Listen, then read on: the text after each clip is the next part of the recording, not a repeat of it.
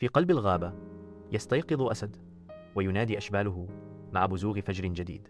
يحرك الأسد أشباله بلطف لإيقاظهم، وصوته دمدمة ناعمة وسط الجوقة الصباحية للطيور. استيقظوا يا صغاري، يوم جديد ينتظرنا، وأمكم الجميلة تنتظر على التلة. على التلة تقف ليلى، ابتسامة هادئة تزين وجهها وهي تنظر نحو الأفق.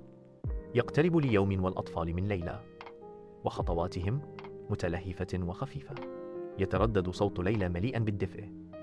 هيا يا اليوم، لنأخذ الأطفال إلى البحيرة. الشمس جميلة اليوم. يتقدم اليوم إلى الأمام ويلقي نظرة إلى الوراء للتأكد من أن أطفاله في أمان. إنه يتأكد من أن ليلى تبتسم. يمتلئ صوت اليوم بالعزم. طالما أنا هنا لن يقترب منهم أحد. تجتمع العائلة على ضفاف البحيرة الهادئة، ويتردد صدى ضحكات الأطفال في الأجواء. مع حلول المساء تتوهج الغابة بألوان دافئة، مما يشير إلى عودة العائلة إلى وكرها. يرتاح الصغار بسلام، مستقرين بأمان بجانب والديهم اليقظين.